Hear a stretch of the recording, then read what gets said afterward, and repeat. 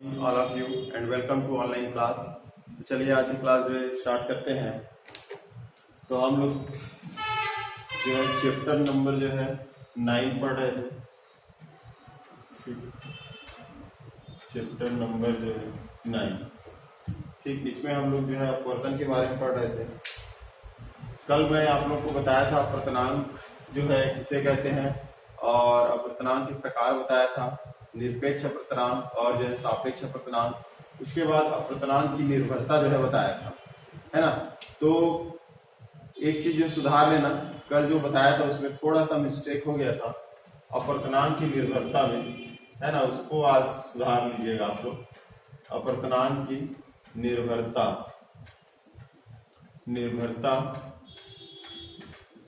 तो इसमें मैं आपको 4 पॉइंट बताया था, जिसमें पहला पॉइंट था माध्यम के जोड़ों की जो है प्रकृति, है ना, ये बताया था।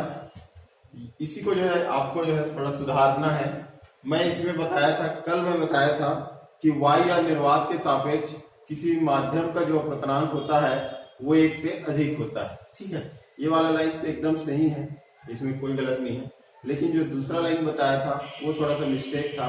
उसमें दूसरे लाइन में बताया था मैं y या निर्वात के अलावा कोई दूसरा माध्यम किसी दूसरे माध्यम के सापेक्ष किसी दूसरे माध्यम का अपवर्तनांक अगर निकाल रहे हैं तो वो उसका मान जो होगा 1 से कम होगा, है ना। तो वो थोड़ा मिस्टेक था, उसी को सुधारना है। तो माध्यम के जोड़े में इसमें आपको जो है एक दूसरे शब्दों में जो है कहना है कि विरल माध्यम के सापेक्ष सघन माध्यम का अपवर्तनांक जो होता है वो 1 से जो है अधिक होता है, 1 से अधिक होता है, ठीक। दूसरा है सघन माध्यम के सापेक्ष विरल माध्यम का अपवर्तनांक जो होता है वो ये 1 से अधिक होता है और ये 1 से जो है कम होता है। ये उल्टा बोलो, 1 से अधिक होता है और ये हो जाएगा 1 से जो है कम होता है।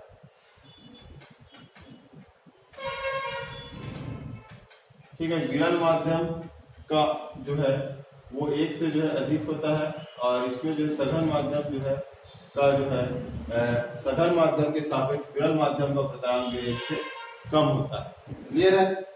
तो ये इसमें पहला वाला जो पॉइंट था इसी बस को सुधारना है, बाकी जो है सब जो है सही है ना।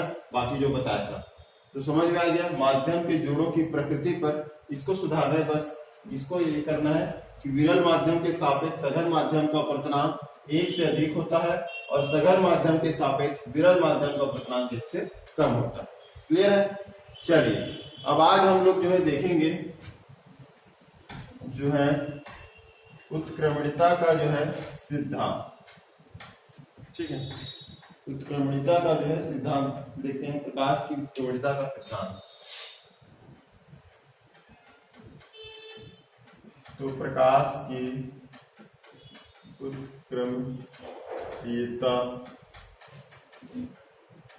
उत्क्रमणिता का जो है सिद्धांत ये देखते हैं, ठीक। तो इसमें ये है, मान लेते हैं 2 माध्यम है आपका, ठीक। ये आपका हो गया वायु और ये हो गया जल, ठीक। मान लेते हैं प्रकाश किरण जो है आपका वायु से जो है जल में जो है प्रवेश करती है, ठीक। ये हम इसका विलंब ले लेते हैं, मान लेते हैं P और ये Q और ये हो गया हमारा जो है R, PQ जो है R। क्लियर। अब यहाँ पर जो है इस नीचे में एक दर्पण लगा देते हैं, समतल दर्पण, ये इस प्रकार से, ठीक है। तो प्रकाश की जो है उत्क्रमणिता का जो है सिद्धांत। अब इसमें देखो प्रकाश किरण यहां से जो है इधर आई, अब इधर दर्पण जो है लगा दिए तो दर्पण से टकरा कर, है ना, ये प्रकाश किरण वापस जो है इसी मार्ग पे वापस लौट जाती है, ठीक है। इसी को कहा जाता है प्रकाश की उत्क्रमणिता का जो है सिद्धांत।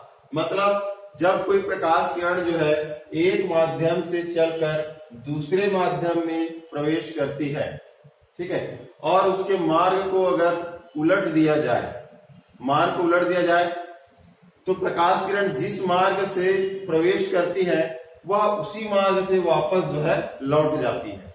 ये प्रकाश की उत्क्रमणिता का जो है सिद्धांत है, ठीक है, समझ में आ गया।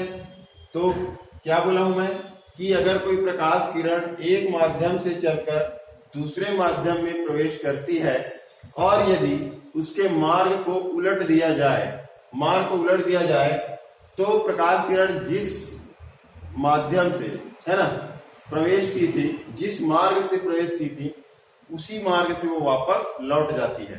तो यहां पर देख रहे हैं हम PQ प्रकाश किरण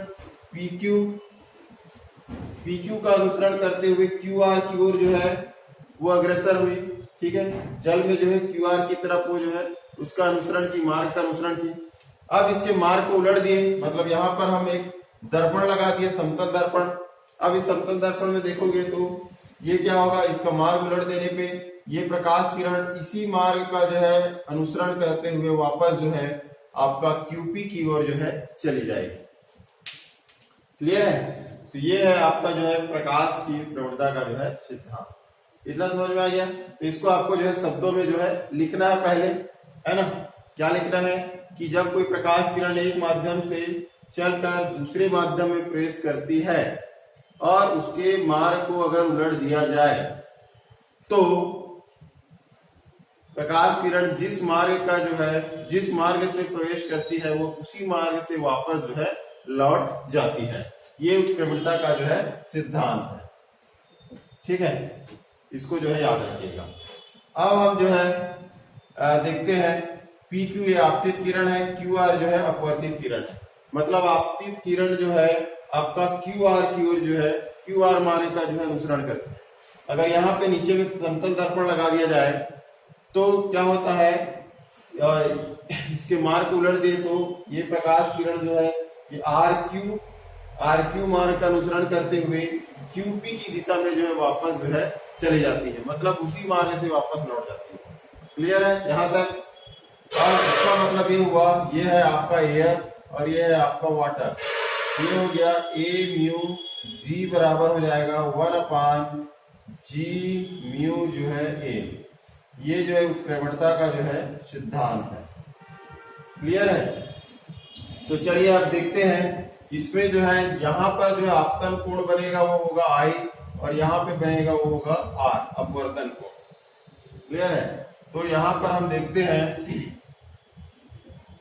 पहला पॉइंट, पहला, जब प्रकाश किरण जो है, जब प्रकाश किरण वायु से जल में प्रवेश करती है, वायु से जल में प्रवेश करती है ना, प्रवेश करती है तो आपतन कोण क्या होगा भाई?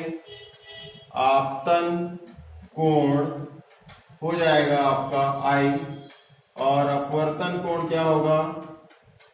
अपवर्तन कोण होगा आपका R, है ना। आपतन कोण हो गया I और अपवर्तन कोण क्या हो गया? R हो गया। क्लियर है? तो स्नेल के नियम से, स्नेल के नियम से क्या होगा? स्नेल के नियम के हिसाब से हम A म्यू G करेंगे, सॉरी A म्यू G नहीं, A म्यू वन, यहाँ पे इसको ऐसा कर देते, ठीक है। तो स्नेल के जो है नियम से क्या हो गया? A म्यू W, A मतलब हो गया एयर, मतलब वायु, और W मतलब जल, मतलब प्रकाश किरण जो है वायु से जो है जल में प्रवेश कर रही है ना। तो उसको हम इसको बोलेंगे A के सापेक्ष जो है जल का अपवर्तनांक।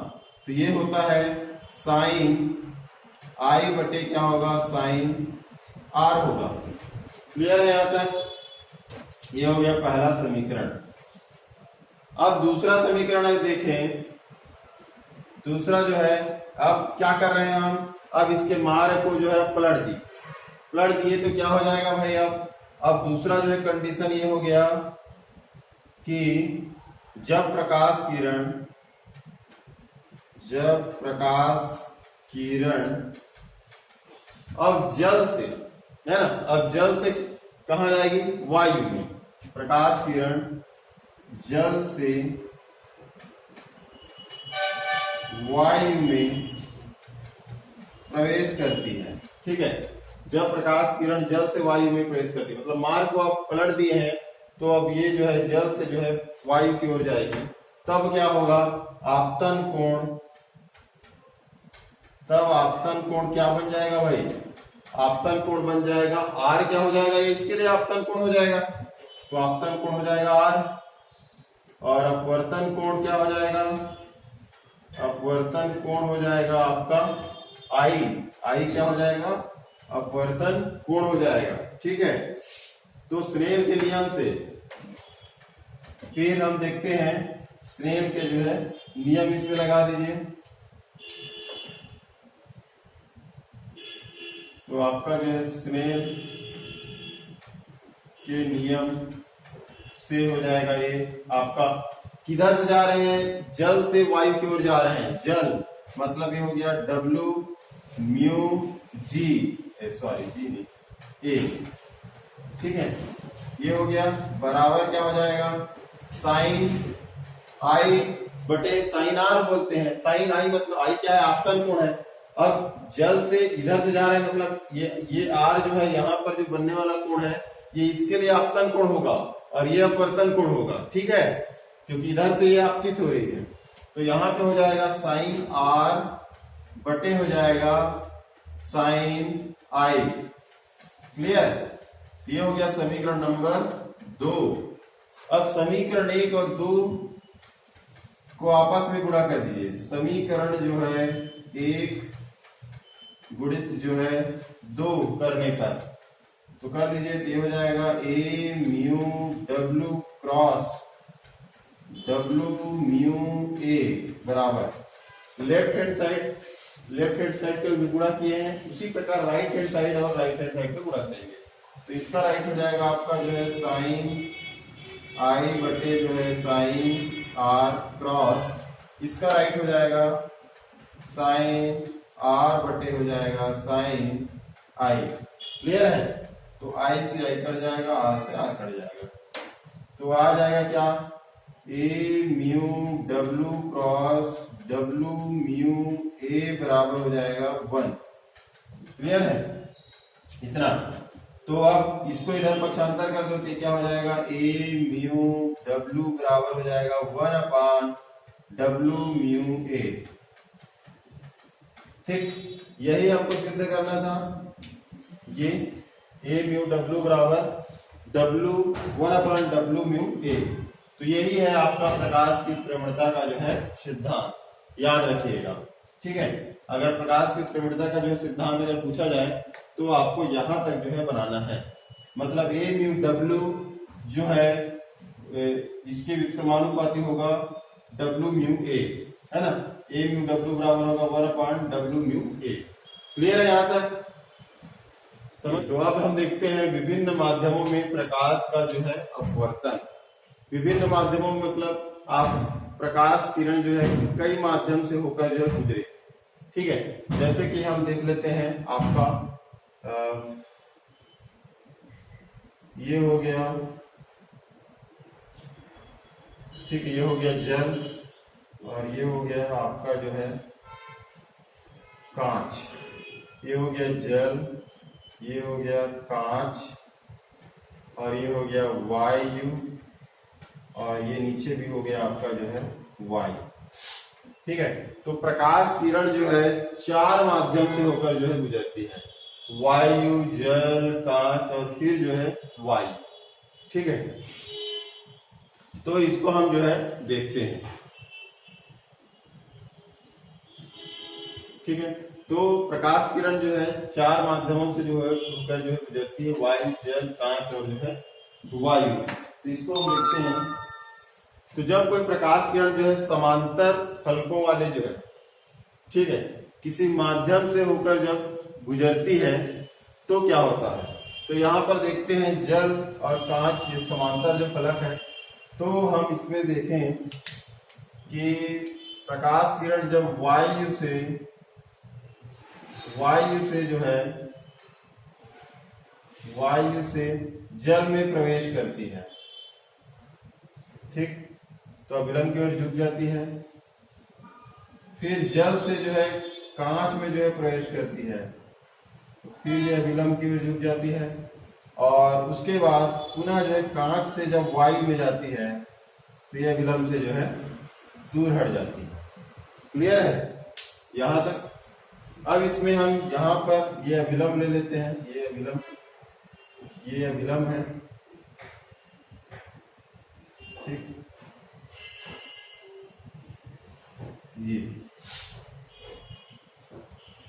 मान लेते हैं पी क्यू जो प्रकाश किरण है ये वायु से जो है जल में जो है प्रवेश की, और ये अभिलंब जो है मान लो एम और एन है अभिलंब, तो अभिलंब की ओर ये झुक गई, ठीक है। उसके बाद क्यू आर प्रकाश किरण जो है आपका जल से जो है कांच में प्रवेश की, और अभिलंब जो है आपका एम डैश और एन डैश की ओर जो है झुक गई। इसके बाद जो है आर से पी क्यू आर एस जो है प्रकाश किरण जो है आपका कांच से जो है वायु में जो है प्रवेश की, और ये अभिलंब जो है एम डबल डैश और एन डबल डैश अभिलंब से जो है दूर हट गई, S P Q R S T की ओर जो है चली गई, एस टी की ओर जो है निकल गई, ठीक है। तो जब हम देखें कि जब प्रकाश किरण विभिन्न माध्यमों में जब प्रवेश करती है और पहला माध्यम और अंतिम माध्यम जो है अगर सेम है, तो निर्गत जो किरण होती है वह आपतित किरण के समांतर होती है। क्लियर है? इस चीज को नोट कीजिएगा, है ना। जब प्रकाश किरण विभिन्न माध्यमों से होकर प्रवेश करती है या गुजरती है, तो याद रखना प्रथम माध्यम और अंतिम माध्यम अगर समान है तो निर्गत जो किरण होगा, निर्गत किरण जो होगी वो आपतित किरण के जो है समांतर होगी, ठीक है। तो इसको जो याद रखना है, निर्गत किरण बराबर हो जाएगा आपतित किरण, ये समानांतर होगी, आपतित किरण। माध्यमों में प्रकाश का जो है अपवर्तन, इसका मतलब ये है कि जब कोई प्रकाश किरण जो है विभिन्न माध्यम में मतलब कई माध्यमों से जब वो गुजरती है और प्रथम माध्यम और अंतिम माध्यम अगर समान हो, तो निर्गत किरण जो है वो आपतित किरण के जो है समानांतर होती है। क्लियर है? दूसरा चीज यह है कि आपतन निर्गत कोण का मान जो होता है वो आपतन कोण के जो है समांतर होता है, मतलब बराबर होता है। क्लियर है? तो इसमें हम देखें कि ये चार जोड़े हैं, चार माध्यम है, वायु, जल, कांच और जो है वायु, ठीक है, कांच और जो है वायु, ये चार माध्यम है। तो जब प्रकाश किरण जो है वायु से जल में प्रवेश करती है, तो यहाँ पे बनने वाला कोण है ये आपतन कोण आई है, और यहाँ बनने वाला कोण अपवर्तन कोण R1 मान लिए। क्लियर? उसके बाद ये जल से जब कांच में जाती है तो यहाँ पे बनने वाला कोण ये आपतन कोण होगा और ये R1 होगा, क्योंकि यहाँ पे बनने वाला कोण ये इस प्रकार से बन रहा है, मतलब एक अंतर कोण है। यहाँ पे जो बनने वाला कोण है वो सेम जो है यहाँ पर भी बनेगा, तो यहाँ पर R1 हो जाएगा। इसके बाद ये अपवर्तन कोण होगा R2। अब जब ये प्रकाश किरण कांच से वायु में प्रवेश करती है ना, तो क्या होगा, इसके लिए आपतन कोण होगा ये R2 और ये होगा अपवर्तन कोण, मतलब इसी को बोलेंगे हम निर्गत कोण, ये होगा E। अब ये R2 इसलिए होगा क्योंकि यहाँ पे R2 बना है और ये एकांतर कोण की वजह से यहाँ पे भी ये R2 बनेगा। क्लियर है यहाँ तक? अब हम देखें तो पहला कंडीशन क्या है, जब वायु से जल में प्रवेश करती है, प्रकाश किरण वायु से जल में प्रवेश करती है, तो स्नेल के नियम से A म्यू W, A मतलब एयर और W मतलब जल, वाटर, तो ये हो जाए साइन I बटे जो है साइन R। अब यहाँ पर अपवर्तन कोण R की जगह क्या है, R1 है, इसलिए हम इसको जो है R1 किए। ये हो गया समीकरण नंबर 1। दूसरा है, जब प्रकाश किरण जल से कांच में प्रवेश करती है, जल से कांच में प्रवेश करती है, तब स्नेल के नियम से हो जाएगा W म्यू G, वाटर और ग्लास, है ना, ये तो साइन R1 बटे जो है साइन R2 हो जाएगा, मतलब साइन I बटे साइन R। तो आपतन कोण यहाँ पे R1 बनेगा और अपवर्तन कोण क्या बनेगा, R2। तो आपतन कोण आई की जगह में यहाँ पे R1 बनेगा, इसलिए साइन R1 बटे जो है साइन R2 किए हैं। इसका तीसरा कंडीशन क्या है, जब प्रकाश किरण कांच से वायु प्रेस करती है। अब कांच से वायु प्रेस कर रही है तो यहाँ पे बनने वाला कोण ये आपतन कोण होगा R2, तो यहाँ पे लिखिए साइन R2। अपवर्तन कोण होगा E, तो यहाँ पर लिखिए साइन E। क्लियर है। अब चूंकि हम जानते हैं कि जब पहला माध्यम और अंतिम माध्यम दोनों जब बराबर हो तो आपतन कोण और निर्गत कोण जो है बराबर होते हैं, I बराबर जो है E। तो यहाँ पे हम E के स्थान पर लिख सकते हैं I, तो साइन I लिख दिया हुआ है। ये हो गया समीकरण नंबर 3। अब समीकरण 1, समीकरण 2 और समीकरण 3 तीनों का जो है गुणा कर दीजिए। तो तीनों का गुणा कर दिए तो पहले लेफ्ट हैंड साइड में देख ले, समीकरण 1 का लेफ्ट है ये, तो A म्यू W क्रॉस, समीकरण 2 का लेफ्ट है ये हो जाएगा आपका जो है W म्यू G क्रॉस, समीकरण 3 का लेफ्ट है ये G म्यू A बराबर। अब राइट हैंड साइड में देख लो, तो समीकरण 1 का राइट है ये वाला, ये क्या है साइन I बटे क्या है साइन R1 है क्रॉस, समीकरण 2 का राइट है ये साइन R1 बटे है साइन R2 क्रॉस, समीकरण 3 का राइट है ये साइन R2 बटे साइन I। क्लियर है यहां तक। अब इसको जो है देख लेते हैं, जो कटेगा उसको काट दीजिए। तो साइन I से जो है साइन I कट जाएगा, साइन R1 से साइन R1 कट जाएगा, और साइन R2 से जो है साइन R2 कट जाएगा। इस प्रकार सभी कट गया, तो बचेगा क्या A mu W cross W mu G cross G mu A बराबर क्या बचेगा 1। सभी कैंसिल हो गए आपस में, तो क्या बच गया 1 बच गया। ठीक 1 बच गया, तो इसको हम जो है ऐसा जो है लिख सकते हैं A mu W cross W mu G cross आपका जो है क्रॉस नहीं बराबर, इसको लिख सकते हैं G म्यू A लिख सकते हैं। ठीक है। और हम जानते हैं उत्क्रमणिकता के जो सिद्धांत से, है ना, उत्क्रमणिकता का जो सिद्धांत इससे पहले जो पढ़े थे उसके आधार पर क्या होता है, A म्यू W बराबर हम लोग निकाले थे W म्यू A होता है, मतलब उल्टा होता है। यहाँ पे क्या है, जैसे A म्यू मैं G लिखूं तो इसका उल्टा क्या हो जाएगा 1/G म्यू A होगा। तो इसके स्थान पे मैं क्या लिख सकता हूँ A म्यू G लिख सकता हूँ। क्लियर है। चलिए मैं इधर लिख रहा हूं, है ना।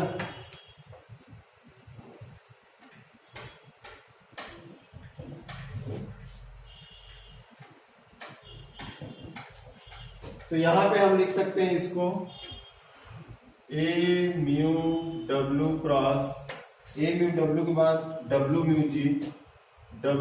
म्यू G बराबर, अब देखो 1/G म्यू A है, तो 1/G म्यू A को मैं लिख सकता हूं A म्यू G। ठीक है। तो यहां पे हम लिख सकते हैं A म्यू G। ठीक, A म्यू G क्या हो जाएगा आपका जो है G हो जाएगा। क्लियर है। इसके बाद है आपका, इसको हम ऐसे कर सकते हैं, अब इसको मैं इधर पक्षांतर कर दूं तो हो जाएगा W म्यू G बराबर हो जाएगा A म्यू G बटे, इसको मैं पक्षांतर करेंगे तो गुणा का भाग में आ जाएगा, तो A म्यू W हो जाएगा। क्लियर है। तो ये संबंध हमको जो है प्राप्त हो रहा है। इसका मतलब क्या समझ रहे हो कि जल के सापेक्ष कांच का अपवर्तनांक, जल के सापेक्ष कांच का अपवर्तनांक बराबर होता है आपका वायु के सापेक्ष कांच का अपवर्तनांक और वायु के सापेक्ष जो है जल का अपवर्तनांक। या आपका जो है निरपेक्ष अपर्तनांक चला गया, है ना।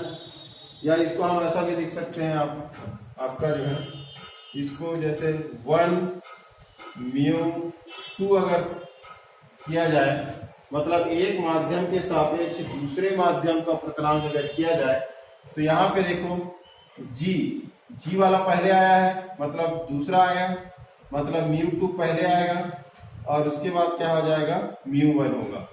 तो ये आपका जो है दूसरा जो है फार्मूला है ना। तो पहले माध्यम के सापेक्ष दूसरे माध्यम का अपर्तनांक इसका बराबर होता है दूसरे माध्यम का अपर्तनांक बटे पहले माध्यम का अपर्तनांक। ठीक है, इसका मतलब क्या है, पहले माध्यम के सापेक्ष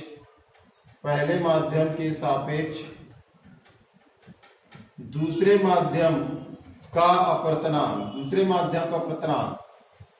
बराबर होता है दूसरे माध्यम का अपवर्तनांक बटे पहले माध्यम का जो है अपवर्तनांक, पहले माध्यम के अपवर्तनांक के बराबर होता है। क्लियर है? तो ये संबंध को आपको जो है याद रखना है ना। तो जब प्रकाश किरण जो है विभिन्न माध्यमों से जब गुजरती है तो क्या होता है ना। तो उसके लिए ये संबंध है आपका WμG बराबर होगा AμG बटे जो है AμW। क्लियर है? इस फार्मूला को याद रखना है ना। इस फार्मूला के आधार पर जो है आपको न्यूमेरिकल क्वेश्चन जो है बनेंगे। क्लियर है? यहाँ तक समझ में आया कि नहीं आया? स्क्रीनशॉट ले लीजिए इसका। ठीक है, फिर आगे देखते हैं।